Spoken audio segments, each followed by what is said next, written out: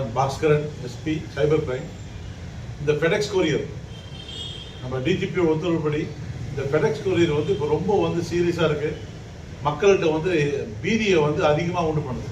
அது என்னென்னா, ஃபெடெக்ஸ்னு ஒரு கொரியர் சர்வீஸு, அந்த கொரியர் அந்த இதெல்லாம் அது உண்மையான ஒரு கொரியர் சர்வீஸே நம்மகிட்ட இருக்குது.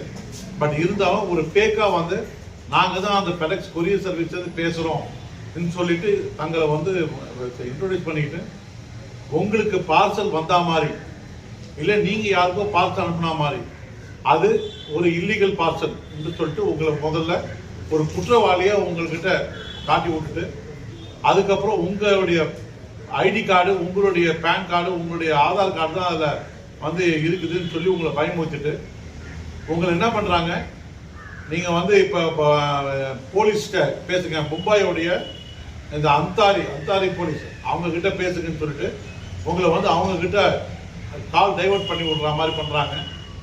அந்த போலீஸ் என்ன பண்ணுறாங்க, சார் நீங்கள் பேசுறத நான் கேள்விப்பட்டேன், நீங்கள் ஒன்றும் தப்பு பண்ண மாதிரி தெரியல, எதுக்கும் உங்களுடைய ஆதார் கார்டு இப்போ இதெல்லாம் டீட்டெயில்ஸ் கொடுங்கன்னு சொல்லி உங்ககிட்ட கேட்டு உங்ககிட்டயே வாங்கிக்கிறாங்க. அதுக்கப்புறம் சார் இதெல்லாம் ஒரே மாதிரி தான் இருக்குது, எனக்கு சந்தேகமாக இருக்குது, நான் ஆர்பிஐ கிட்ட அனுப்புகிறேன் இல்லைன்னா சிபிஐ கிட்ட அனுப்புகிறேன் சொல்லி அங்கேருந்து ஒரு கால் டைவர்ட் பண்ணி அவங்கள ஸ்கைப் மூலிமா உங்களை பேச வைக்கிறாங்க. அதுக்கப்புறமா சரி இந்த குற்றத்திலிருந்து உங்களை தப்பிக்க வைக்கிறதுக்கு ஏதாவது பணம் கொடுக்குறீங்களா, ஏன்னா உங்ககிட்ட இருக்கிற அக்கௌண்ட்டு எல்லா பேலன்ஸ் தெரிஞ்சுக்கிறாங்க. அதை அப்படியே உங்ககிட்ட இருந்து மிரட்டி உங்களை இந்த ஃபோன் கால் வந்ததுலேருந்து பணம் அவங்களுக்கு போடுறவர்களையும் உங்களை பீதியிலேயே உட்கார வைப்பாங்க. ஸ்கைப் மூலிமா நீங்கள் என்ன ஆக்டிவிட்டி பண்ணுறீங்கன்றதையும் பார்த்துக்கிறாங்க. ஸோ இது ஒரு பெரிய பீதியில் இது பண்ணுறதால இன்னைக்கு இந்த ஃபெடெக்ஸ் கொரியர்ன்ற ஒரு அஃபென்ஸ் டைட்டிலே ஃபெடெக்ஸ் கொரியர்னு ஆயிடுது. ஸோ ஊரில் மக்களுக்கு பீதி இருக்குதுன்றதுனால இந்த அட்வர்டைஸ்மெண்ட்டை எங்கள் டிஜிபி டாக்டர் ஸ்ரீனிவாஸ் அவர்கள் உத்தரவின் பேரில் இதை உங்களுக்கு எல்லாத்துக்கும் கவனத்துக்கு கொண்டு வரேன்.